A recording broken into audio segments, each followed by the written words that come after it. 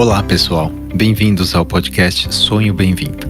Sou Renato Tomioka, ginecologista especialista em medicina reprodutiva. E este podcast é produzido pela Arte Academy com o apoio da Clínica Vida Bem-vinda. E tem o foco de trazer para você o que há de melhor e mais atualizado na ciência da reprodução humana com a nossa experiência clínica do dia a dia. Acreditamos muito na força da boa informação e o nosso objetivo é ajudar quem precisa a atingir o sonho de ter um filho através de conteúdos de alta qualidade reunidos por quem trabalha com infertilidade. Para mais detalhes, entre no site arte-academy.com.br/podcast. E agora, segue o nosso episódio de hoje. Bem-vindos a mais uma edição do Scientific Update, e essa semana nós conversamos sobre adenomiose. E a Carol buscou na literatura qual é o impacto da adenomiose na fertilidade, quais seriam os melhores tratamentos para quem quer engravidar, se é possível fazer um bloqueio da adenomiose para otimizar a gestação natural e como funciona isso num cenário de fertilização in vitro, se existe algum tratamento novo ou promissor para adenomiose, quais seriam as complicações obstétricas, os riscos gestacionais, estilo de vida, suplemento, vitamina para quem tem adenomiose e quais são os tratamentos clínicos para quem não deseja engravidar nesse momento. Então espero que vocês gostem dessa edição do Scientific Update. Oi Carol, vamos lá, hein? Mais um Scientific Update. E esse é um tema aí que é um tema quente, vamos dizer assim, né?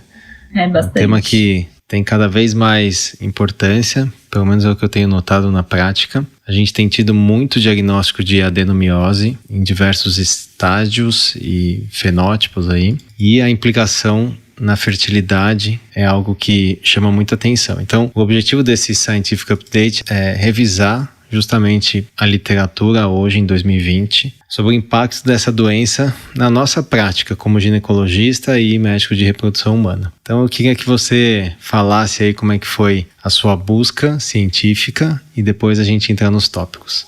Os temas que a gente estava fazendo até agora são todos um pouco mais restritos, assim, tipo endometrite crônica, tudo. Você procura só esse termo no PubMed, por exemplo, e não vem tanto estudo assim. Você começa a selecionar por data, por meta-análise, por RCT. Você consegue ir selecionando melhor, assim, menos estudos. A adenomiose, você coloca adenomiose lá, vai chover um monte de coisa, aí você tem que tentar ir pondo outros termos relacionados à fertilidade, desfecho obstétrico. Aí eu consegui selecionando um pouco melhor, mas deu um pouco mais de trabalho. O bom é que, como é um tema muito amplo, tem muito estudo sobre isso, também tem muita meta-análise. Então deu para pegar bastante meta-análise para colocar nessa apresentação, que traz dados mais robustos, né? Então isso acaba facilitando um pouco por esse lado. Maravilha, e a gente dividiu em alguns temas para ser um pouco mais objetivo. Então aqui eu vou citar rapidamente e a gente vai mergulhando em cada um. Primeiro é o impacto da adenomiose na fertilidade. Depois, quais seriam os melhores tratamentos para quem tem adenomiose e quer engravidar. Terceiro ponto, se tem algum tratamento novo ou algum tratamento promissor. O quarto, quais são os riscos, né, de uma gestação para paciente que tem adenomiose, as complicações obstétricas. O quinto ponto, quais são os suplementos ou vitaminas, algo de estilo de vida que pode ser feito, que é o sexto ponto, né, se tem algo de lifestyle. E o sétimo, que são os tratamentos clínicos para quem não quer engravidar. Então vamos começar pelo primeiro, que é o impacto na fertilidade. E tem as complicações obstétricas também. As complicações, né, que é o ponto 4 ali. Beleza, então impacto na fertilidade. Então a meta-análise mais robusta que eu encontrei sobre a adenomiose, mais recente também do ano passado, eles não encontraram estudos avaliando só impacto em gestação espontânea. Então tudo que eu vou falar de impacto na fertilidade acaba avaliando mais tratamento de reprodução assistida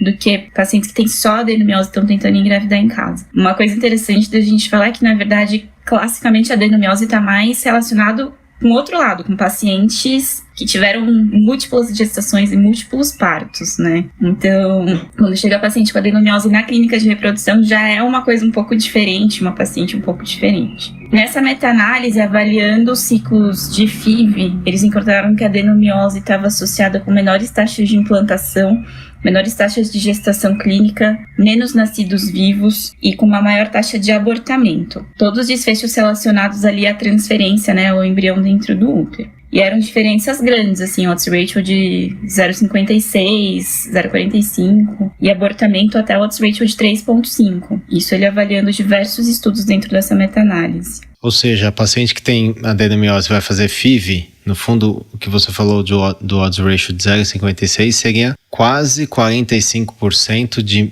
taxa de implantação menor do que a paciente sem adenomiose, né? Exatamente. Então isso é expressivo, né? Para um tratamento que muitas vezes não chega numa taxa de implantação de 50%, você reduzir pela metade, reduz bastante a taxa de sucesso, né, do tratamento.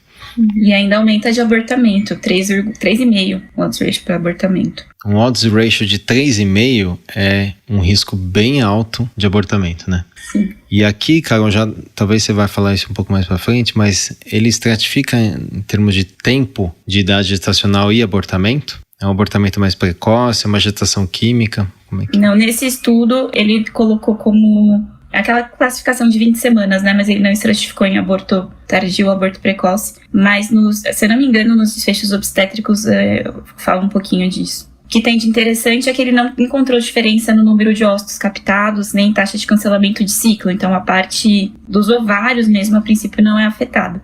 Lógico que a gente sabe que muitas pacientes que têm adenomiose também vão ter endometriose. E isso é um grande fator de confusão em vários dos estudos. Muitos tentam separar isso, tentam pegar paciente só com adenomiose. Quando tem grupo com endometriose misturado, eles tentam colocar ali como um grupo diferente, né?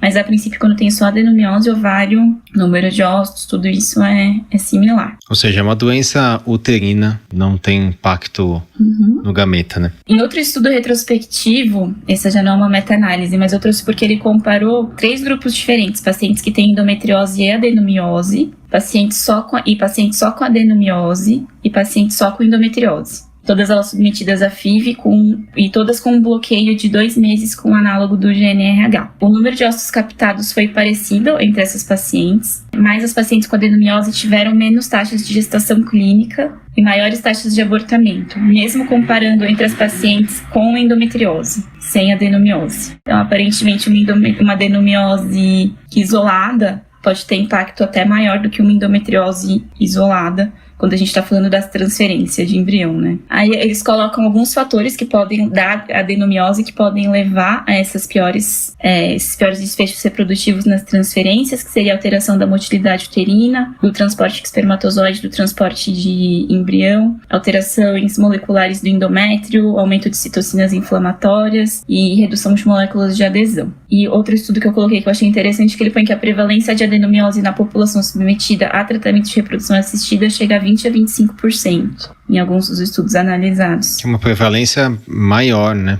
do que na população geral. Na população geral. Sobretudo você olhando que a gente aprende, né, que o clássico é a adenomiose, quais são os fatores de risco? Cesárea prévia, parto prévio, né, multípara, ou alguma cirurgia uterina importante, do tipo miomectomia ou laparoscopia para retirada de miomas, ou até por histeroscopia mesmo. Então, ou seja, alguma manipulação uterina que leva àquela quebra ali da barreira entre o endométrio e o miométrio, e aí a reparação dessa lesão ou dessa agressão, entre aspas, levaria à formação de pequenos cistos ou, né, focos de endométrio dentro do miométrio, que é a característica da adenomiose. Então, quando a gente olha a população que vai fazer tratamento de reprodução humana, em geral é uma população que tem ali entre 30 e 40 anos, às vezes nunca teve filho, mas tem uma prevalência até alta de 20 a 25% de adenomiose. Eu fico pensando aqui, Carol, se não é também um viés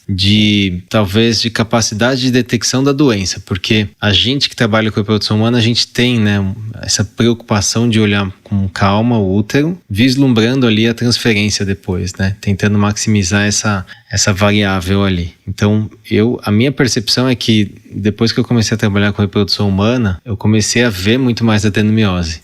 Por 2 motivos. Talvez porque... fazendo ultrassom. Exatamente. Talvez porque você melhora o seu olho, né, o seu olhar clínico ali, crítico, busca mais, investiga mais, pede o exame adequado, como a ressonância, e também pelo viés da população que nos procura, né? Talvez aí mas eu fiquei impressionado, 20 a 25% de prevalência de adenomiose em quem faz tratamento de reprodução humana. Interessante. Bom, Passando para os tratamentos, então, para os tratamentos para pacientes que ainda têm desejo reprodutivo, querem continuar com o seu útero, né? O principal tratamento que a gente encontra é o uso do análogo do GNRH. Então, lembrar que esses focos na adenomiose, na focal ou difusa, enfim, o estrogênio é o grande perpetuador dessa doença, né? Que vai manter ali esse estado inflamatório, essa contratilidade alterada, tanto que é uma doença que na menopausa ela se resolve praticamente. Então, a maioria dos tratamentos vai visar tentar diminuir esse estrogênio de alguma maneira ou bloquear o efeito dele no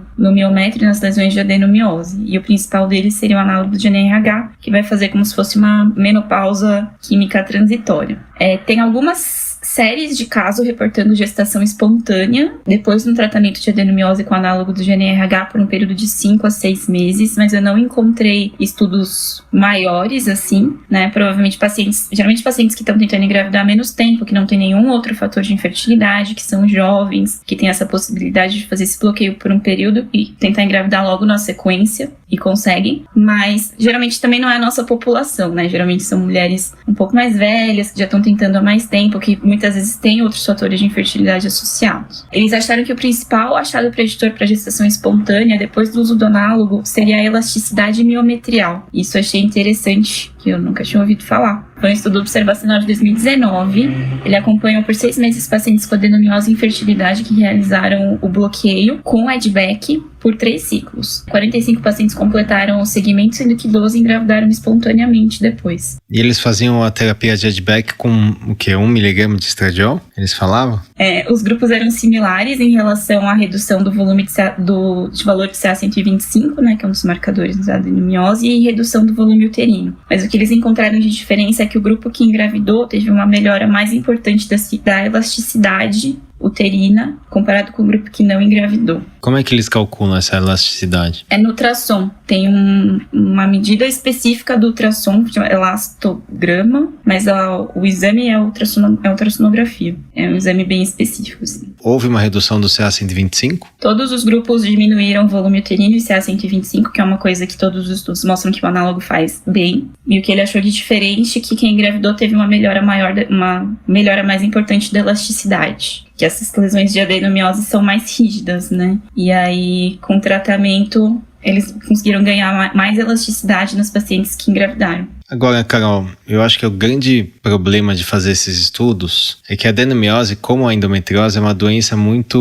ela tem características muito diferentes, né? A gente chama de adenomiose uma coisa só, mas são várias adenomioses, né? Então, são vários fenótipos aí. E talvez, a minha dúvida é, será que essa elasticidade tem a ver com o padrão de lesão, tamanho de lesão, localização, ou tem a ver com o tempo mesmo de uso do bloqueio? No fundo, assim, o meu pensamento é, será que o importante é fazer o bloqueio e não importa muito ficar medindo volume uterino, CA125 e elasticidade, porque, pelo que eu entendi, todos vão reduzir o CA125 e volume uterino, e o que mais vai definir ali o protocolo é timing e talvez tipo de lesão? Essa é a sua percepção? Eu acho que sim. É mais o contexto geral da paciente, que nem eu estava falando, né? Se você pegar uma paciente mais velha, que já está tentando há mais tempo, tem outros fatores, você usar 3 meses de bloqueio, mais 6 meses tentando engravidar, você vai perder 1 ano, que pode ser muito, muito importante, né? Então, eu achei esse dado interessante. É um estudo, acho que não tem uma grande aplicabilidade clínica ainda, mas acho que é uma coisa interessante de ficar de olho, que a gente não avalia.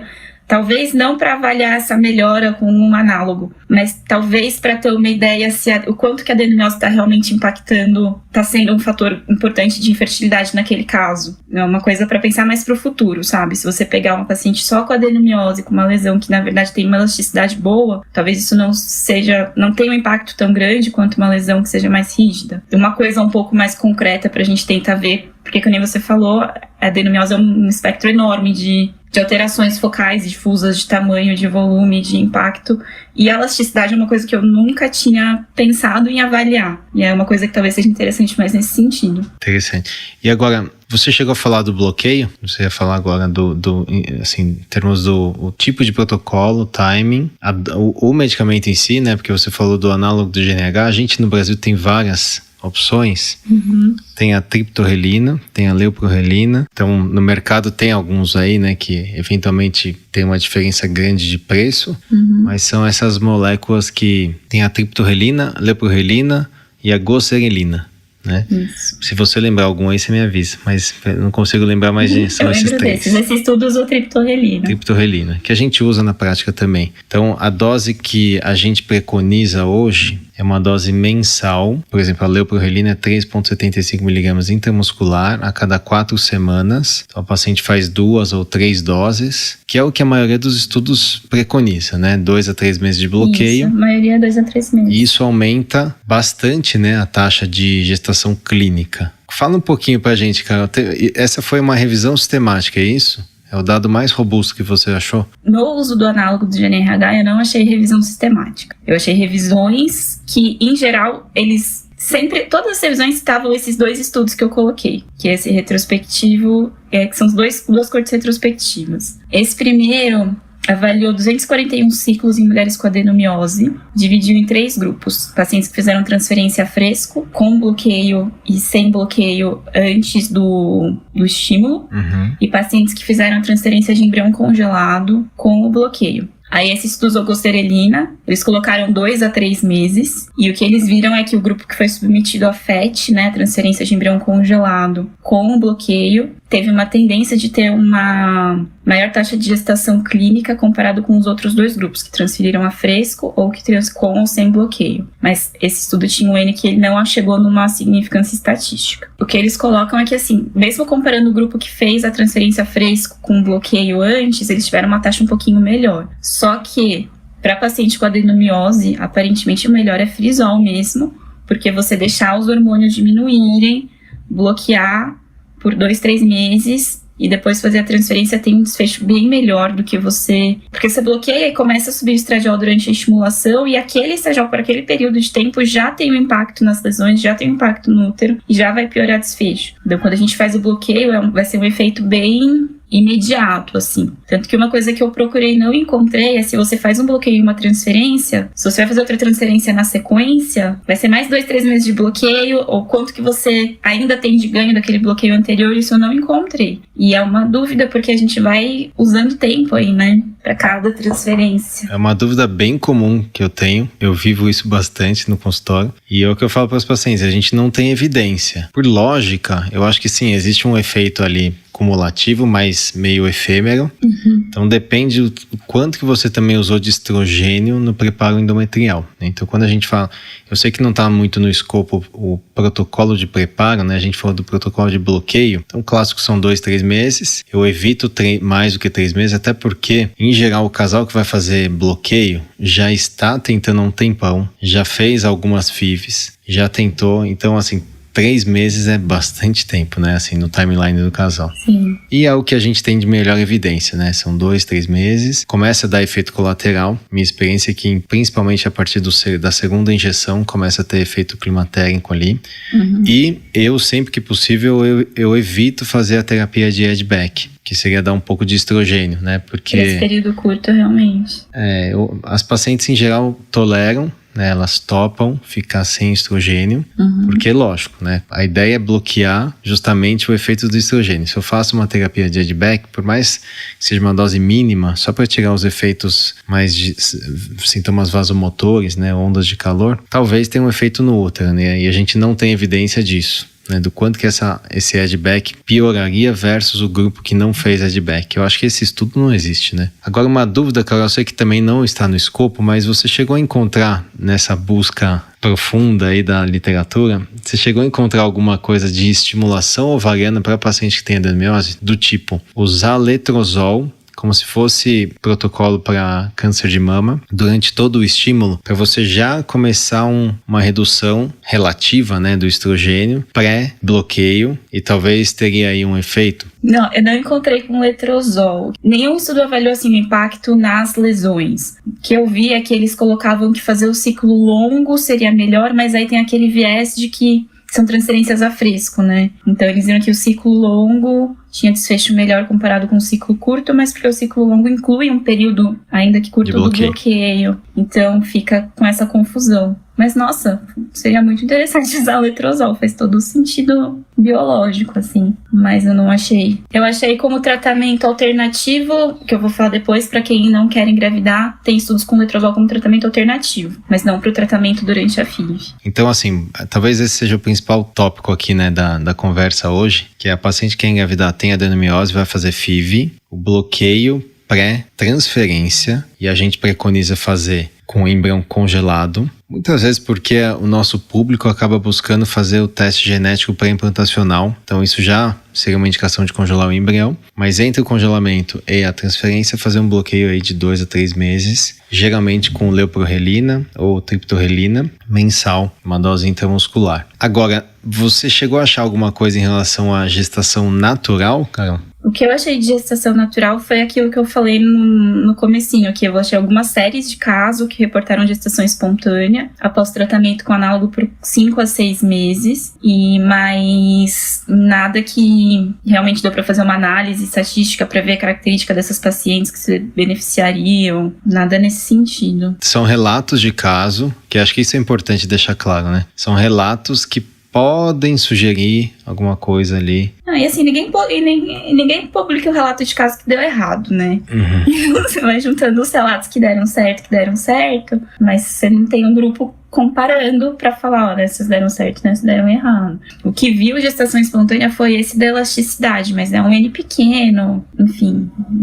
E 6 meses é muito avaliando, tempo. Usou por muito tempo. Para as que deram errado, você perdeu bastante, né? 6 meses de bloqueio, mas 6 meses tentando. 3 meses de bloqueio, mas 6 meses tentando. Bom, então eu acho que essa é uma dúvida que me perguntam muito. As pacientes têm adenomiose e são jovens. Algumas têm 30 anos, nunca tiveram parto, nada, e têm adenomiose. E aí a pergunta é, só tem adenomiose? O resto tá tudo normal. Fez a investigação do casal, tá tudo normal. Será que vai bloquear e depois esperar? Ou é melhor pensar em fazer um tratamento mesmo de reprodução humana e fazer o bloqueio como a gente preconiza antes da transferência, né? E eu fico pensando naqueles... Não tem número pra falar, mas...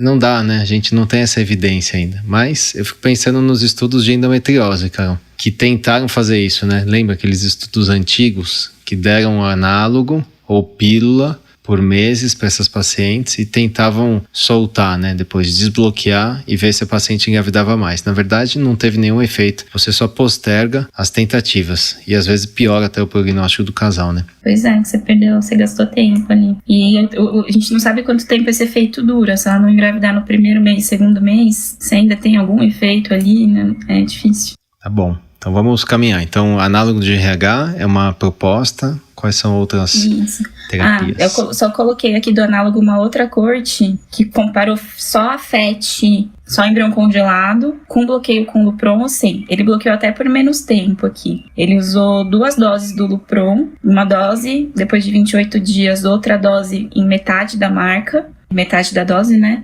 E depois de 21 dias ele já começou o preparo. E ele viu que as pacientes que fizeram o bloqueio tiveram, assim, a diferença de taxa de gestação clínica foi de 24% para 51%. Taxa de implantação de 16 para 32%. Taxa de gestação em curso de 21 para 49%. E as pacientes que fizeram o bloqueio, uma observação, elas tiveram espessuras endometriais menores mesmo durante todo o preparo. Então é uma coisa que pode acontecer e não está relacionado com desfecho pior. Eu acho que existe o mínimo suficiente ali para você ter um endométrio receptivo, né? Mas você vê que tem uma diferença... Isso deu diferença estatística nesse estudo retrospectivo? Eu não coloquei isso. Acho que deu. Tá. Eu vou falar assim, deu diferença estatística. Não deu diferença estatística. Aí eu vou olhar e você põe na edição aqui.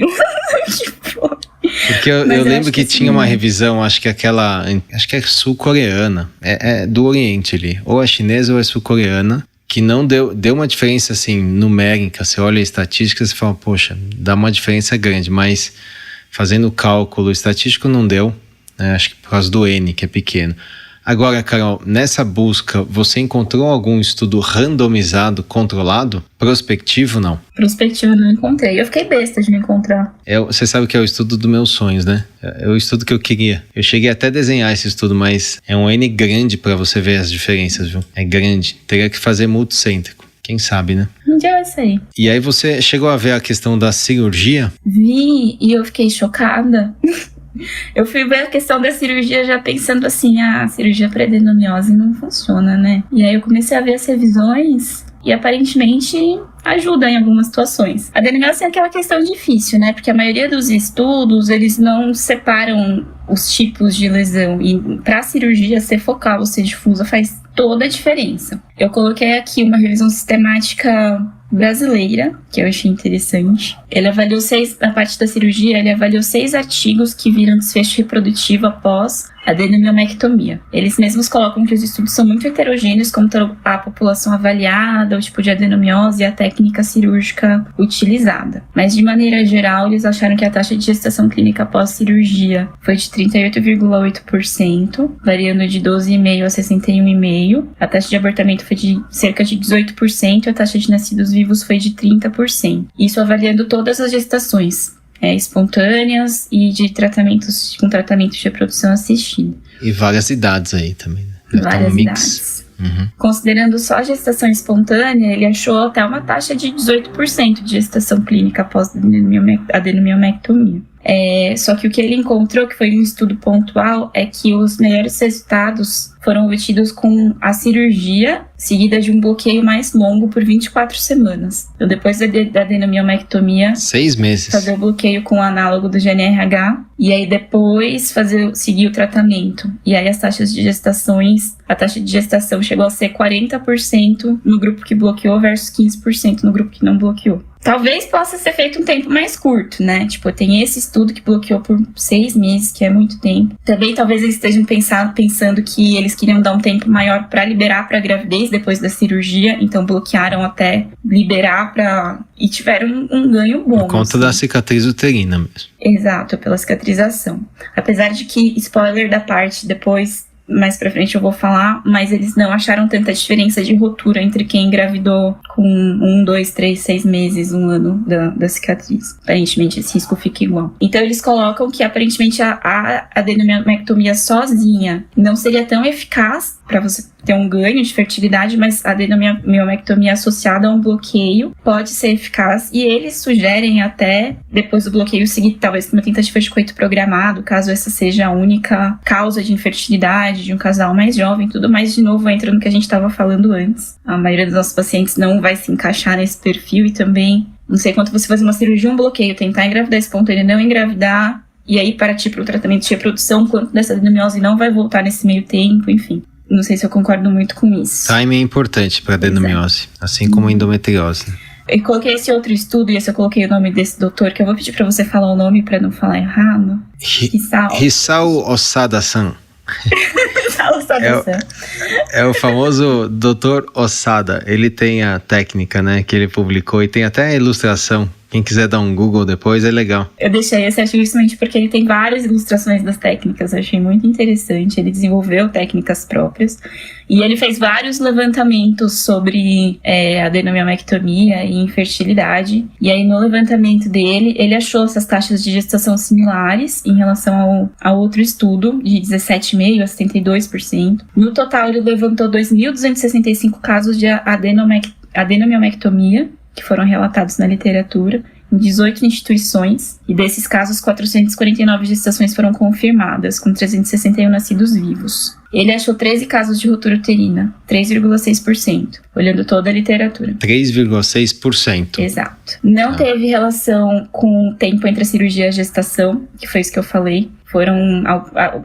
Tinha uma distribuição bem homogênea, assim, de gente que engravidou até 2 meses depois da cirurgia, até 6 meses, até 1 ano. O risco foi igual. E, como eu falei, eu coloquei esse artigo porque ele ilustra bem bonitinho, assim, com várias imagens, as diferenças das técnicas cirúrgicas. Depois, quem quiser dar uma olhada, eu acho que vale a pena aqui só citar, é o artigo, você deve estar falando aquele faz uns 2 anos, né, da Fertility, 2018, mais ou menos. 2018 da Fertility, Uterine Adenomiose and Adenomioma. Eu acho que foi um mês que eles fizeram um mês da adenomiose na Fertility, que a Fertility faz isso, né, um mês temático ali. Uhum. Esse do Osada é legal porque para os colegas aqui, né, podem ver a técnica. Mas assim, a técnica dele é uma laparotomia, uma cirurgia aberta, feita para adenomiose difusa, aquela adenomiose maciça, né, mesmo? Aquela adenomiose que você vê um útero enorme, difuso, com um miométrio super espesso, não é a técnica para adenomioma. Exato. Que o que ele preconiza, que se preconiza por técnica minimamente invasiva, né? Ou laparoscopia ou robótica. Mas a técnica dele é virtualmente impossível fazer por laparoscopia, né? Porque ele tira, né, a camada, ele faz uma metroplastia, na verdade, né, Carol? Ele coloca que do levantamento dele, eles encontrou melhores resultados por via laparoscópica para lesões focais e laparotômicas para lesão difusa. E aí ele recomenda o uso de instrumentos com o menor dano térmico possível para facilitar a delimitação da lesão, até porque quando você faz o dano térmico, você perde um pouco a noção do que estava do lado que ficou na peça, né? E para diminuir recidiva e diminuir formação de fibrose. Ele coloca que os melhores resultados são com laser, corte com laser. Eu achei muito tecnológico. Ele tem até acho que quem tiver interesse e gostar, pode ver a técnica dele no YouTube, viu? Tem uma laparotomia que ele filmou junto com aquele médico de St. Louis, o Sherman Silber. E ele filmou a técnica. É bonito, você já viu? Não vi. Depois você dá um YouTube, dá pra você ver a cirurgia aberta. Então ele usa mesmo bisturi frio, ele vai abrindo ali a cavidade e tal. Cavidade não, ele vai abrindo o miométrio. Ele tira uma cunha, e aí é a sutura que é o grande diferencial dele, porque ele sutura, né? Você imagina, você tira um útero enorme, de às vezes 400, 500, 600 ml, ele tira aquele fragmento, então ele faz uma citorredução, na verdade. E aí ele vai dobrando o útero em várias camadas, então ele transforma o útero e faz várias suturas. Por isso que é difícil fazer por laparoscopia ou robótica, né? Então é uma sutura bem difícil e o útero fica menorzinho assim. Então essa é a técnica dele. É interessante dar uma olhada, viu, Carol? Depois você vê lá no YouTube. Eu vou ver. E sobre cirurgia ainda, essa outra revisão sistemática, ela encontrou que a cirurgia também é bem efetiva para alívio de sintomas para pacientes que são refratários ao tratamento clínico. Aliviou mais que 75% dos casos. A recorrência variou muito entre os estudos, chegou a 0% em alguns estudos, 50% em outros. E eles não encontraram consenso quanto à melhor técnica, mas o que eles encontraram é que as melhores taxas de gestação são encontradas nos casos de ressecção completa de adenomioma cístico. Ou seja, quando tem um nódulo, você vai lá, retira aquele nódulo, que não é que nem uma miomectomia, né? Que o plano de dissecção é super bem definido aqui, não. Mas realmente, que você conseguir tirar de lesão, melhora. Exato. Eu lembro até hoje uma paciente jovem que procurou a gente, acho que ela tinha uns 33 anos na época, e ela tinha um adenomioma típico. Nunca tinha tido gestação, estavam tentando, tinha um fator masculino leve, mas basicamente era isso. E a gente fez a laparoscopia lá no Oswaldo Cruz, faz uns anos. Tiramos ali o adenomioma. Ela tinha um pouco de endometriose também. E ela engravidou espontâneo depois. Então, esse caso eu lembro. Relato de caso. Exatamente. Eu lembro que era um casal super gente fina também. Nesses casos, doutor, de adenomioma cístico, assim, lesão bem focal de adenomiose para quem tá fazendo tratamento de reprodução, o senhor tira antes ou de cara ou só se tem falha de implantação? O senhor tira, me sentiu um senhor de 85 anos agora. Eu tento não falar assim, mas eu não consigo. É respeito. Então, eu até esqueci a pergunta, cara. Tá. A gente vai ficando mais velho, vai se importando com essas coisas. Eu vou falar espontâneo.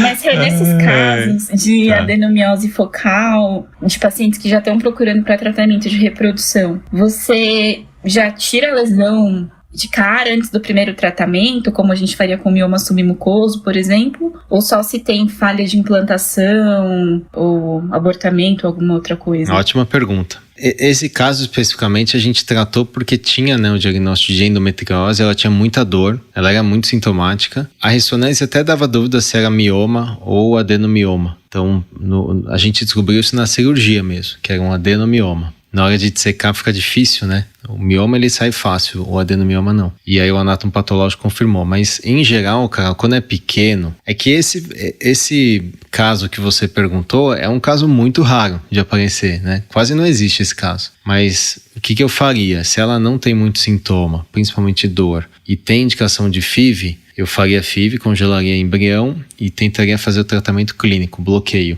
sem fazer cirurgia. Né?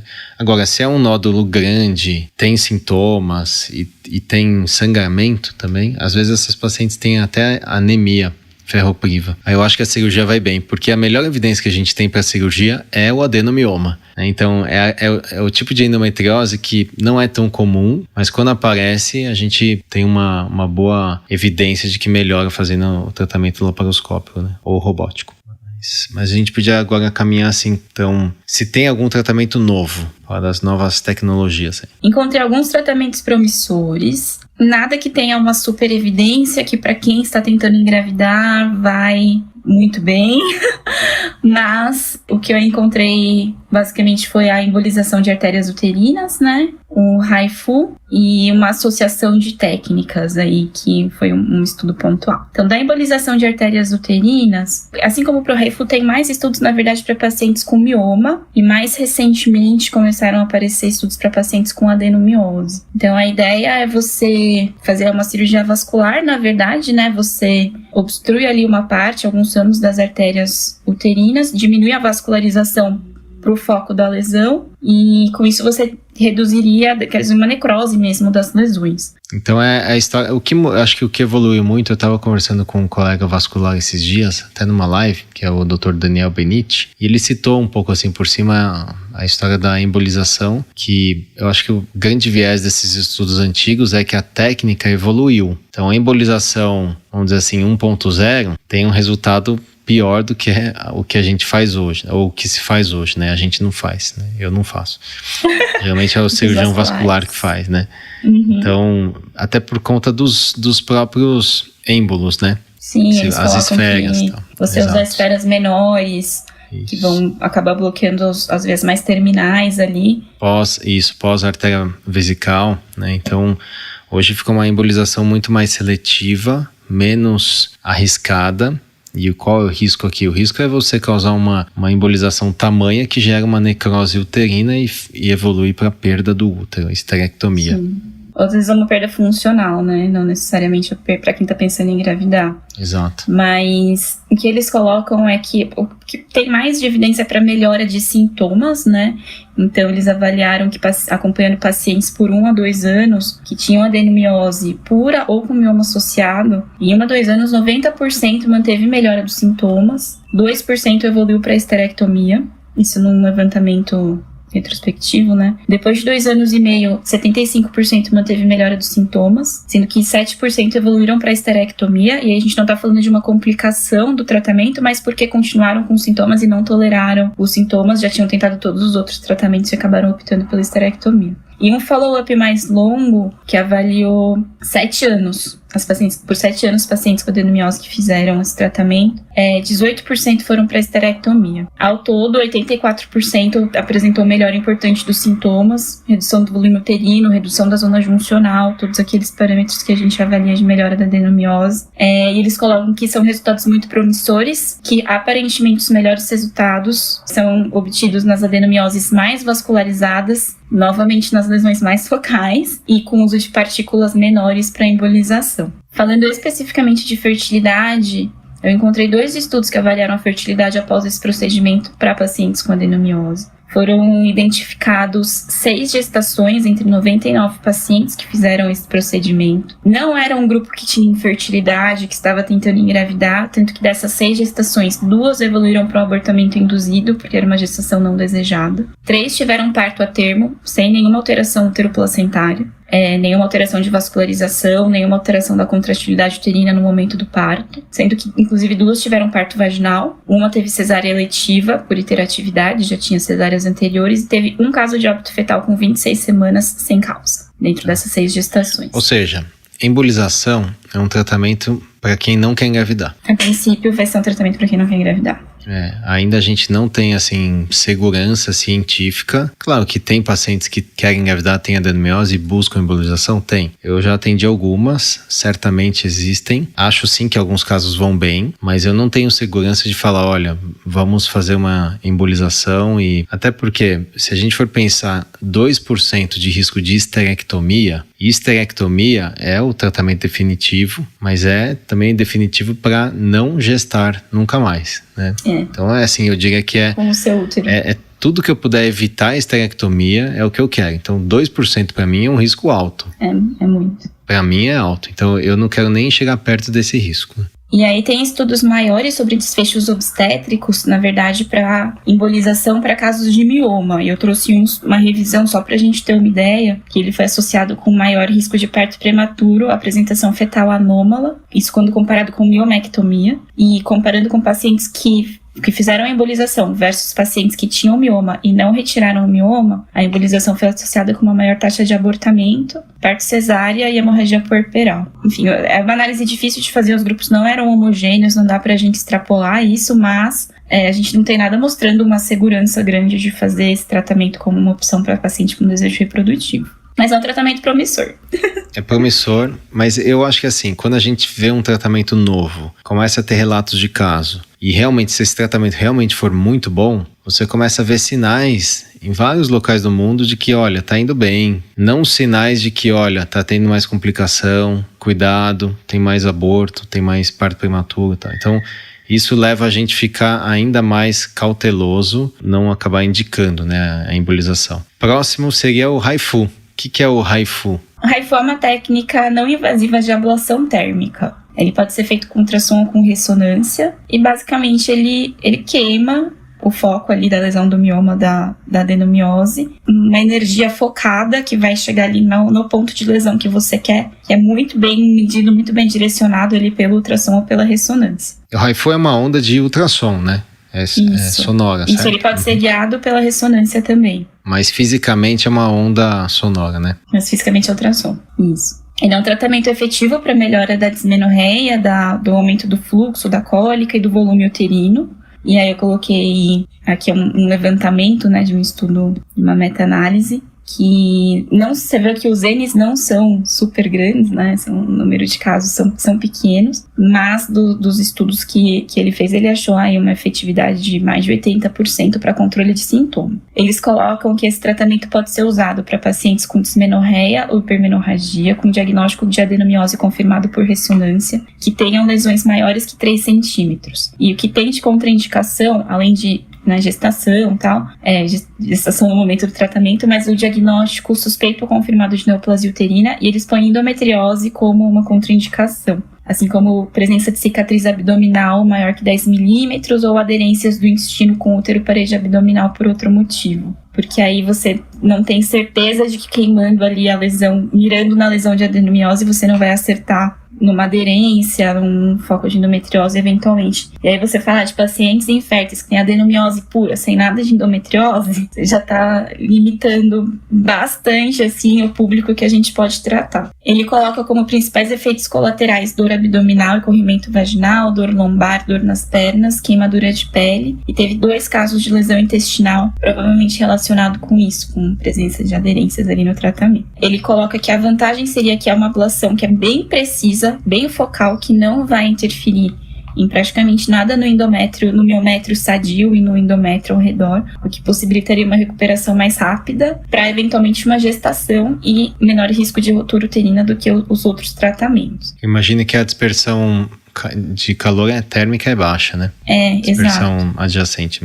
Então, esse tratamento, diferente da embolização, ele já está se colocando no mercado, vamos dizer assim, como uma opção para pacientes que querem engravidar. São estudos pequenos ainda, mas eu acho que ele é bem mais promissor mesmo. Eu encontrei 2 follow-ups, um com 68 pacientes com adenomiose que não tinham infertilidade, tinham desejo reprodutivo, mas não tinham começado a tentar ainda para ter o diagnóstico de infertilidade, que fizeram HIFU. Das 68, 54 engravidaram entre 1 e 31 meses depois do procedimento, em média 10 meses depois do procedimento. Dessas, 21 tiveram partos de bebês saudáveis e não teve nenhum caso de rotura uterina. E no outro follow-up, com 52 mulheres com adenomiose tratadas com HIFU, 20 engravidaram cerca de 8 meses depois do tratamento, 11 tiveram partos de bebê saudável, de novo sem nenhum relato de rotura uterina. De novo, são estudos que não têm grupos controle pra gente falar se o HIFU foi melhor do que não fazer nada ou fazer o análogo, que talvez seria o padrão ouro nesse momento, mas ele tá se mostrando promissor aí para essa população, ele tá se colocando muito mais como uma opção para quem quer engravidar. É uma opção futura aí, quase presente. Eu acho que a gente tendo estudos prospectivos vão aparecer aí. Eu acredito mesmo que o HIFU é melhor como técnica para isso. A gestação para paciente que quer ter gestação e tem adenomiose. e até para mioma, né? Então, tem alguma outra questão, Carol, dessas novas tecnologias? Eu coloquei um trial que associou algumas técnicas que eu coloquei porque eu achei interessante essa associação, que eram de pacientes com adenomiose sintomática, e eles fizeram a adenomiomectomia com a embolização de artéria uterina, e para um grupo de pacientes eles fizeram uma ablação de plexo pélvico. Aí são pacientes assim, com adenomiose severa, muito, muito sintomáticas, que queriam continuar com o útero. E aí eles encontraram, ele não avaliou gestação, né, nessas pacientes, mas ele viu que quem fez a ressecção de plexo pélvico teve uma melhora mais importante da dismenorreia no segmento, e sem maiores complicações cirúrgicas, só com um acréscimo pouco de tempo da cirurgia aí. E mesmo seguindo depois de 1 ano e meio, as pacientes, 100% dos pacientes que fizeram a ablação de plexo pélvico tiveram uma melhora dos sintomas da dismenorreia. É um negócio muito extremo, assim, né? Tipo, uma cirurgia grande com a embolização, a gente tá juntando duas coisas aí que não são a primeira opção, não são a segunda opção, mas eu achei um trial interessante para casos muito, muito, muito, muito de exceção, porque provavelmente são casos que, se olhar, você ia falar, tem essa esterectomia, não tem o que melhorar aqui, e aí eles acharam um jeitinho aí que segurou esse útero. Se isso viabilizaria uma gestação futura ou não sabemos, mas é uma opção para manter o útero aí, heróica. Muito bom, então falamos das técnicas novas, acho que agora vale a pena falar sobre suplementos ou vitaminas e lifestyle. Gente, isso, vou ser bem honesta, não é muito a minha área, então eu não sei se eu não soube procurar e por isso eu não encontrei. O que eu encontrei que tá mais relacionado com isso é a relação entre adenomiose e obesidade em estudos populacionais, né? Então, além da paridade, o que tá muito relacionado com a adenomiose é a exposição ao estrogênio. Então, menarquia precoce, enfim, menopausa tardia, tudo mais, mas a obesidade foi um fator grande relacionado à presença de adenomiose em estudos populacionais, mais provavelmente pelo hiperestrogenismo, né? Diferente da endometriose, que eu achei curioso, eles não acham tanto um caráter familiar. Então, talvez tenha mais alguma coisa de outras coisas que a gente não sabe de exposição estrogênica, mas vendo especificamente mudança de estilo de vida, suplementos, vitaminas, dietas específicas, eu não encontrei. Precisa, obviamente, de um estilo de vida e de uma dieta adequada no sentido de manter o peso adequado, mas de resto eu não encontrei. Você sabe alguma coisa disso? Você que manja mais disso do que eu? Eu sinceramente nunca investiguei lifestyle e adenomiose, mas eu acho que você falou um tópico que talvez seja mais interessante, que como é uma doença que tem, talvez a fisiopatologia esteja mais relacionada a mecanismo de trauma intrauterino do que genética, né? Tem alguns genes ali que estão associados e tal, mas é diferente da endometriose, né? Por isso que hoje tem outro nome. No passado achavam que era só uma endometriose do útero, mas mudaram o nome justamente porque a fisiopatologia é outra, a evolução é outra, o tratamento é outro, e a minha visão é que é uma doença inflamatória, uterina, mas inflamatória, talvez não tanto quanto a endometriose, e lógico, como eu parto da premissa de que se você faz um estilo de vida que tem um corpo de evidência enorme de que faz bem, sem efeitos colaterais, a gente indica fazer atividade física regular, intensidade boa. A gente indica dormir bem. A gente indica evitar alimentos processados, industrializados, evitar picos de insulina, evitar carboidratos refinados, né, comer alimentos de verdade. Isso faz bem para todo mundo, né? Então, talvez faça bem para adenomiose? Talvez. Como você falou que muitas pacientes com adenomiose têm obesidade, talvez o mecanismo mais direto seja: o paciente que tem obesidade tem mais tecido adiposo e tem mais aromatase, e portanto tem uma conversão maior de testo em estradiol, e isso seria um alimento ali para adenomiose. Talvez esse seja um mecanismo principal, né? Não sei se foi descrito ali em algum artigo que você viu, mas eu acabo indicando fazer as mesmas estratégias para a endometriose. Faz sentido. Mas seria interessante mesmo, né? Eu vou até revisar isso, mas provavelmente se você não achou nada, eu não vou achar nada. Se tem termos que eu não procurei, assim, mas eu não encontrei. Tá bom. Mas acho que a mensagem é ter um lifestyle saudável, manter as vitaminas que a gente recomenda na endometriose, até porque talvez metade das pacientes com adeno vai ter endo. Próximo passo, Carol, complicações obstétricas. Quais são os riscos de engravidar com adenomiose e se tem alguma coisa para fazer para mitigar esse risco aí? Bom, de complicações obstétricas eu encontrei algumas meta-análises e todas com os resultados bem parecidos, assim. A adenomiose está associada com maior risco de parto prematuro, com um odds ratio de 2,7. Maior risco de recém-nascido pequeno para a idade gestacional, um odds ratio de 3,9. Maior risco de parto cesárea, um odds ratio de 2,6. E de pré-eclâmpsia, 7,8. É uma doença que acomete o miométrio, provavelmente muita vascularização e a função placentária. Que a pré-eclâmpsia está muito associada ao processo de placentação. Exatamente, de placentação. Um estudo encontrou maior risco de placenta prévia e hemorragia puerperal, mas foi o único que avaliou dentro da meta-análise. Eles não acharam tanta associação com diabetes gestacional, alguns acharam até como uma associação inversa com diabetes gestacional, uma proteção, que talvez tenha sido um achado aleatório. E eles não acharam associação maior com óbito fetal, admissão em UTI neonatal. Então, aparentemente, não é um RN pequeno, nem um parto prematuro tão importante a ponto de aumentar tanto a morbidade neonatal. Mas ainda tem essa associação. Achados pontuais que eu achei interessante trazer, que está mais dentro de alguns relatos de caso, dentro desses estudos, é que eles acharam casos de crescimento acelerado de adenomiose focal durante a gestação, evoluindo para trabalho de parto prematuro e um abscesso intramural no puerpério. Acharam casos de degeneração de adenomioma com uma apresentação clínica similar à coroamnionite e casos de rotura uterina, mesmo em pacientes que não foram submetidas à cirurgia, gestação ectópica em focos de adenomiose. Tem alguns relatos de caso disso. Agora, Carol, voltando um pouquinho na história da pré-eclâmpsia, será que esse grupo, então, não seja... Porque aquele estudo do Daniel Hounick, no New England... O AS, né? Que foi o que, 2016, mais ou menos? Que mostrou que o uso de AS, né, uma dose... Eles usaram 150 miligramas, né? Foi mais ou menos acho isso. Acho que foi 150, era a dose. 150 miligramas ali no começo da gestação até o final reduziu o risco de pré-eclâmpsia. Eles certo? Colocam que ele atrasa o aparecimento da pré-eclâmpsia. Tá. Diminui um pouco o risco, mas a diferença maior, se eu não me engano, foi que aparecia mais tardiamente. E, portanto, tem desfecho melhor. Desfecho melhor.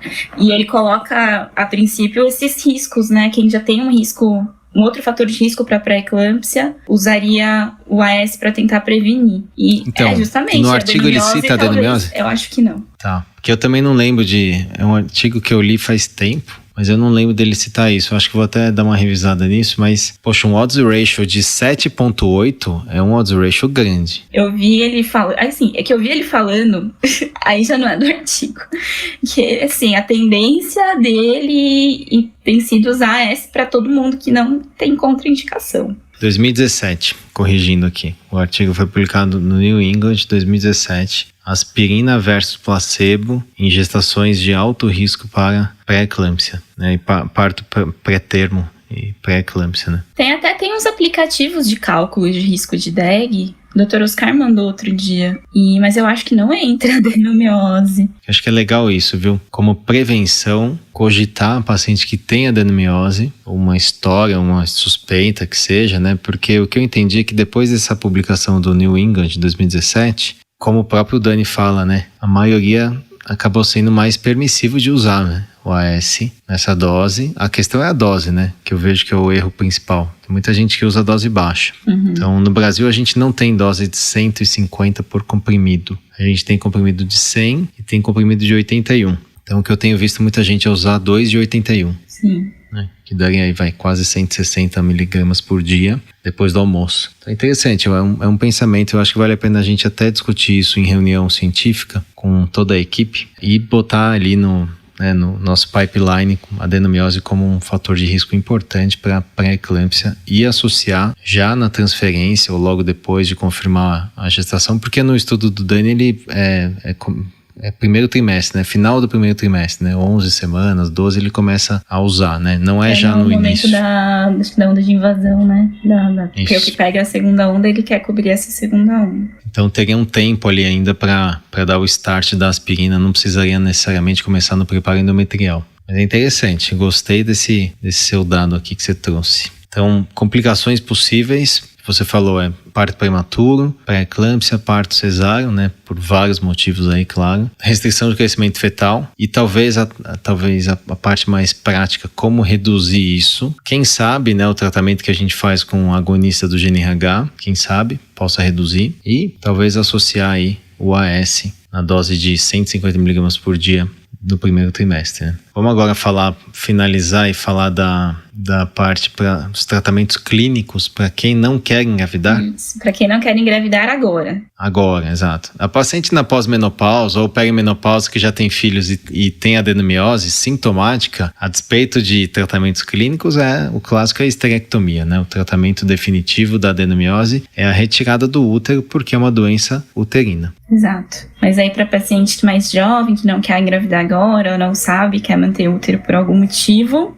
eu achei esse artigo aqui que eu coloquei na referência, que pelo que eu vi a essa altura, de tempos em tempos ela lança esse artigo atualizado, o Vannuccini S. Esse é do Fertility 2018, deve ter sido naquela leva da adenomiose. Mas de tempos em tempos esse artigo sai com uma listinha de tratamentos e tratamentos promissores, eventualmente, e o que a gente tem de evidência até o momento. Só para emendar, continuando no análogo, a princípio o análogo do GNRH não seria um tratamento de escolha inicial para pacientes com uma adenomiose que desejam manter o útero, porque ele vai dar muito sintoma, apesar ele tem um efeito direto nas lesões de adenomiose, né, levando à apoptose das lesões, além do efeito indireto do hipostrogenismo, ele melhora a dor, o sangramento e o volume uterino. Mas o efeito colateral é absurdo, né? É menopausa, sintoma climatérico, e a gente falando aqui de paciente jovem, que eles tentam controlar com terapia Edbeck, mas a princípio esse tratamento só estaria indicado para mulheres que não melhoram com os demais tratamentos e que têm uma contraindicação cirúrgica. Eu achei um estudo pequeno que sugeriu a possibilidade de uso prolongado por 2 anos do agonista numa dose menor via nasal. Eles acharam, enfim, uma tolerância maior, né, aos sintomas, tudo, mas ainda é uma coisa muito... certamente não vai ser a primeira, segunda opção para essas pacientes. Na minha cabeça não faz sentido nenhum usar agonista do GNRH para quem tem desejo reprodutivo e não quer engravidar.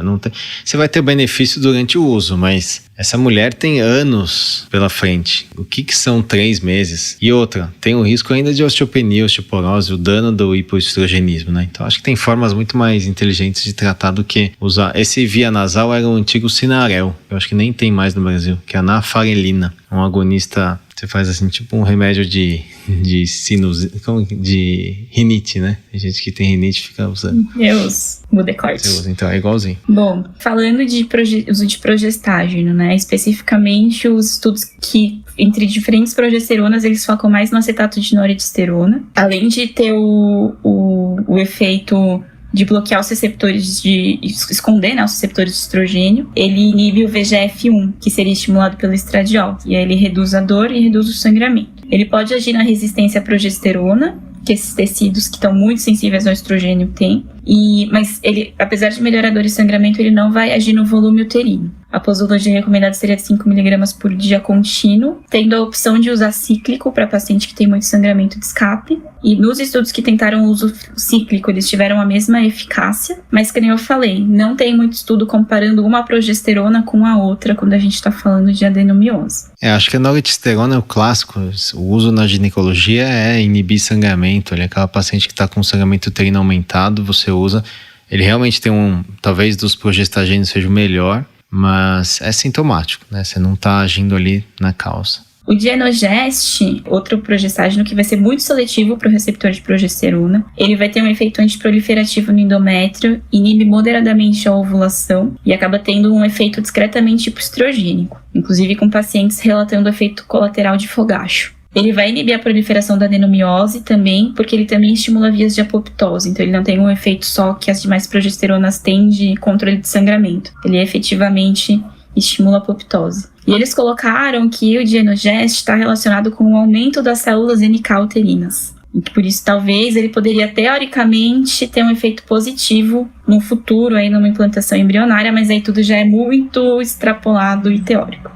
Lembrando, pode soar estranho, antagônico para quem está ouvindo, mas é isso mesmo que a Carol falou. As células NK uterinas, que é um nome muito ruim, esse NK para o útero, porque elas não são matadoras de ninguém. elas são do bem, elas são importantes, aliás. E até por isso que a hipótese é aumentar as células NK no útero, poderia aumentar a implantação do embrião. E a gente conversou bastante sobre isso no episódio que eu falei com a Natália Gonçalves sobre KIR, e ela comentou sobre a história da NK uterina e NK periférica, que são populações completamente diferentes, mas com o mesmo nome. Esse é um problema que a gente lida, né? Tinham que reformular esse nome aí, minha opinião é que tinham que mudar esse nome.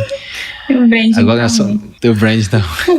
Falando um pouquinho o Dienogest é uma molécula que muita gente usa para endometriose. É um progestagênio que parece que é novo, mas na verdade não é. Existe há décadas aí na Europa, na Alemanha, mas ele foi rotulado, né, aqui no mercado americano principalmente e Brasil, como um progestagênio desenvolvido para endometriose. Então ficou famoso e realmente, eu acho que é uma molécula boa e causa bloqueio, né? Apesar de não ser anovulatório, como, né, não está escrito na bula que é um contraceptivo, a gente vê que bloqueia, e tanto é que muitas pacientes até ficam em amenorreia. Elas não menstruam pelo efeito endometrial, mas também pelo efeito ovariano. Então, mas é um uso voltado para doença, principalmente endometriose e também adenomiose. Eu gosto particularmente do Dienogest, quase não tem contraindicação, é via oral e uso contínuo. Agora, talvez o mais importante é o que você vai falar agora, né, cara? Que são os DIUs, ou liberação de levonorgestrel. O DIU de levonorgestrel. O DIU de levonorgestrel, ele vai causar atrofia endometrial, mas ele também vai causar apoptose dos focos de adenomiose, além de inibir os receptores de estrogênio. Então, ele reduz o sangramento e a dor, que são os sintomas, mas ele também reduz a zona juncional, e depois de cerca de 2 anos de uso, eles já causam uma redução do volume uterino, inclusive com melhora de anemia e qualidade de vida comparáveis aos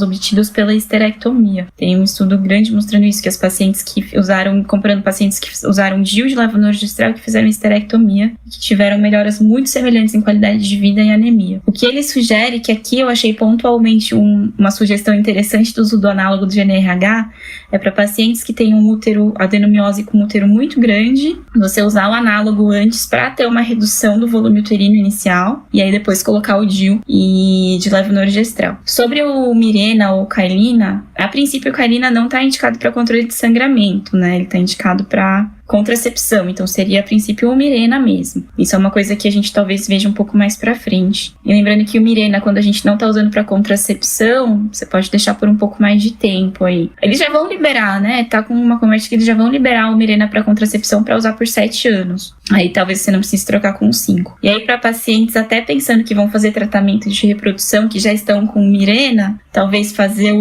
a estimulação ovariana com o Mirena, deixar ele lá pra ter algum grau de bloqueio.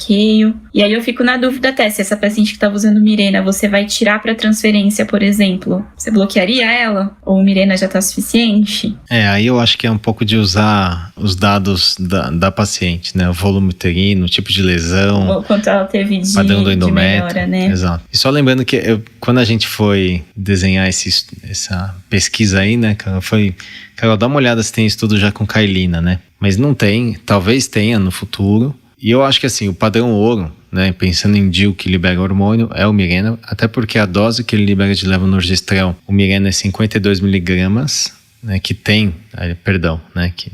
o DIU contém 52 miligramas de levonorgestrel e o Cailina 19,5. Então, claro que o efeito é hormonal, então se você tem um DIU que tem menos hormônio, talvez tenha menor controle de sintomas e até do tamanho de lesão. Então, eu pedi para você dar uma olhada nisso, mas eu não tenho segurança de indicar o Cailina para adenomiose, principalmente aquela adenomiose difusa, grande, né? Se for usar, é melhor usar o DIU que tem mais hormônio mesmo. E cabe, né? Porque uma vantagem maior do Cailina é ele ser pequeno, mas o paciente com adenomiose, em geral, já tem um útero grande e não vai ter essa dificuldade. De outros tratamentos que eles encontraram, tem o Danazol, que ele vai inibir as gonadotrofinas, reduzir o pico de LH e aumentar os níveis de testosterona circulante. Ele vai ter um efeito direto na lesão, gerando apoptose mesmo, inibindo o receptor de estrogênio, e um efeito indireto nos sintomas, porque ele vai bloquear o ciclo, bloquear a ovulação. Com o Danazol, eles obtiveram resultados bem similares com o análogo, uma posologia via oral de 400 mg por dia. Mas são poucos estudos e o Danazol dá muito efeito colateral androgênico, e por isso eles tinham uma baixa adesão ao tratamento e recorrência rápida dos sintomas. O que eu achei de mais interessante de falar do danazol é que eles colocaram que está sendo estudado um DIU de danazol para tentar ter o efeito local sem ter tanto efeito sistêmico, e isso eu acho que é uma coisa para o futuro que, se der certo, pode ser muito interessante. Então, o danazol é uma molécula interessante, porque a gente aprende no internato, a gente aprende na faculdade, a gente aprende na residência, mas eu nunca vi o danazol na minha vida. Exato. Você já prescreveu danazol? Não. E eu queria fazer um desafio aqui para os colegas que estão nos ouvindo, comentarem no post, né, aqui embaixo, nos comentários do nosso Insta, se alguém já usou danazol, porque a minha percepção é que ninguém usa danazol, por conta dessa história de ter muito efeito androgênico, né? E é assim, eu não sei nem se tem no Brasil qual é a dose, qual é que é o nome comercial, porque realmente eu não tenho experiência nenhuma com danazol, e eu não tenho nem vontade de usar o danazol, na verdade. Né? É aquela molécula que todo mundo cita, Ladogal. Tem, né? Todo livro fala ali, tem um espacinho do danazol, mas sempre coloca, olha, mas dá muito efeito colateral, né? Mas talvez se eles conseguirem colocar de alguma forma num DIU numa dose pequena, poderia ser uma coisa promissora, mas fica nos tratamentos futuros promissores, talvez. Eu acho que um DIU, pensando em, se fosse inventar um DIU aqui, talvez um DIU com gestrinona fosse um DIU ainda mais interessante do que o danazol. Porque o DIU com levonorgestrel já é bom, né? É bom, né? Ele tem um efeito androgênico ali e tal, mas ele funciona bem, né? Agora, se fosse pensar no efeito antiestrogênico da gestrinona, quem sabe seria interessante. E aí, falando de outros tratamentos, a pílula combinada, que a gente usa muito na prática clínica, eu não sabia isso, para adenomiose ela seria um uso off-label, porque tem poucos estudos avaliando melhor efetiva comparando com os outros tratamentos. Anti-inflamatório, o uso de cataflã, ibuprofeno, pode dar uma melhora da dor e do sangramento, mas é bem menos efetivo do que todos os tratamentos hormonais. E eles tentaram comparar a superioridade de algum anti-inflamatório em relação ao outro e não encontraram um anti-inflamatório específico. E de tratamento experimental, eles colocam o inibidor da aromatase, que você estava comentando no uso dela na reprodução assistida, nesse sentido de diminuir o efeito do estrogênio. Ele colocou que um estudo avaliou o uso de anastrozol associado com análogo por 16 semanas em mulheres com sintomas refratários ao análogo isolado. Então, são mulheres que tinham usado só o análogo, não tiveram melhora dos sintomas e tentaram usar o análogo junto com o anastrozol. E eles tiveram uma redução do volume uterino em 60%, com melhora dos sintomas por até 6 meses. Mas, de novo, né, falando do bloqueio, assim, por 6 meses, beleza, você vai parar e depois vai voltar os sintomas, né? E outro ensaio que usou letrozol, 2,5mg por dia por 3 meses, comparou com o uso do análogo. E ele encontrou resultados similares em relação à melhora dos sintomas, redução do volume uterino, mas o uso do letrozol teve menos controle de dor. Então, falando para tratamento para paciente que não quer engravidar, não é interessante, mas talvez, pensando em reprodução assistida, usar o letrozol, que é um via oral, né, mais tranquilinho do que o análogo, talvez no futuro seja uma opção, sim. Ou usar durante a estimulação ovariana, porque ele tem um efeito, sim, nos focos de adenomiose. A única questão do letrozol é que é um medicamento um pouco mais caro. É caro. Né? Então, assim, para usar apesar que o agonista também é caro, acho que medicações, né, para adenomiose, os tratamentos clínicos não são baratos, né? Mas enfim, se tem evidência, eu acho que é interessante. Eu já tive algumas pacientes com endometriose e dor crônica, assim, que não resolve de jeito nenhum e que tem, assim, uma melhora parcial com letrozol contínuo, nessa dose, 2,5. Porque qual que é a fisiopatologia da história? O próprio foco de endometriose produziria o estrogênio dele. Então, entendeu? Ele teria a aromatase ali, mesmo você bloqueando com pílula, entendeu? O ovário. Sim. Então, faria sentido usar o inibidor de aromatase pensando nos focos que se autoalimentam. Adenomiose, talvez, não sei se teria esse comportamento. Eles colocam que o endométrio de mulheres com adenomiose, endometriose e mioma tem aromatase. E endométrio de pacientes que não têm essas doenças não tem aromatase. Por isso, eles colocam que faria sentido. Então, é mais uma ferramenta aí na nossa caixinha, né? E aí, de experimental, só para mencionar, ele menciona o modulador seletivo de receptor de progesterona, que seria o acetato de lipristal, que está sendo mais estudado para mioma, mas eles estão começando a avaliar também para adenomiose. E é uma medicação europeia, né? Europeia. O uso do antagonista do GnRH, que seria o elagolix via oral, mas são trials pequenos em pacientes com adenomiose ainda. Ele coloca que do antagonista você teria a vantagem de conseguir modular a dose e não fazer um bloqueio total, mas fazer só uma supressão parcial, que a gente não consegue fazer com o agonista. O ácido valproico, que eu não sabia disso, mas ele está envolvido na epigenética da adenomiose. Ele inibe histonas deacetilases, que são enzimas relacionadas epigeneticamente ao desenvolvimento da adenomiose. E terapia antiplaquetária, que só tem estudo em animal, muito pequeno, mas são só para mencionar que são coisas experimentais para ficar de olho. Mas é isso, eu acho que a primeira opção ainda é o DIL, né? É o DIL. Achei interessante, assim, falar gostei que você trouxe o Lipristal. Quem defende muito, quem pesquisou muito isso é o professor Jacques Donnet, na Bélgica. Para mioma já é bem consagrado que melhora sangramento. Só que é uma ferramenta que a gente não tem aqui, né? É uma ferramenta europeia, tal. Eles têm artigo publicado no New England. O Elagolix foi publicado também no New England. Já tem uns 2-3 anos aí, inclusive com a participação do Dr. Maurício Abrão, né? Só que a questão é que, frente aos outros medicamentos, não parece ser melhor, né? Então, não pegou. Agora, eu gostei dessa história do ácido valproico aí. Adorei essa, não tinha a mínima ideia. Nem eu. Eu olhei ácido valproico e falei, o que ele tá fazendo no meio das pílulas e do DIL? Pois é, achei interessante. Excelente, Carol. Acho que foi um papo muito mais longo do que eu imaginava, mas que demanda, né? Eu acho que merece. A adenomiose é uma doença que pouca gente fala. Se fala muito hoje sobre endometriose, mas a adenomiose é uma doença que a gente vive, né? O dia a dia da paciente com adenomiose, e muitas vezes é difícil de tratar, né? Porque a endometriose, a gente tem muitos estudos, tem ferramentas boas para tratar. A adenomiose, às vezes você não tem muito como tratar, né? E as pacientes sentem isso na pele e ficam angustiadas. E eu acho que a ideia dessa revisão é justamente trazer aí todas essas ferramentas que você trouxe de uma forma super clara e moderna, né? Atualizada. Não me lembro de ter visto uma revisão como a sua, né? Completa assim. Eu acho que vai ser interessante a gente discutir. Até aprendi algumas coisas legais e pensei junto com você aqui, quem sabe usar aspirina para os pacientes com adenomiose. Vamos discutir isso com a equipe e talvez tornar isso um protocolo também interno lá da Vida Bem-vinda, né? Obrigado, Carol. Obrigado pelo seu tempo, pelo seu estudo e por todo esse conhecimento que você nos trouxe aqui. Eu que agradeço o convite. Sempre um prazer falar aqui. Obrigada. Até a próxima. Até.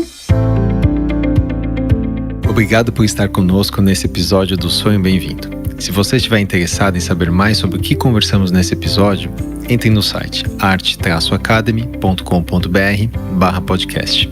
Você pode nos encontrar no Instagram, @arte.academy e @vida bem-vinda. Se você gostou desse podcast, ficaremos muito felizes de ouvir sua opinião nos comentários da Apple Podcast ou qualquer plataforma que esteja usando. Esse podcast tem caráter meramente informativo e educacional. Não deve ser utilizado para realizar autodiagnóstico ou automedicação. O conteúdo não é feito para substituir a consulta com um profissional de saúde. Em caso de dúvidas, consulte o seu médico.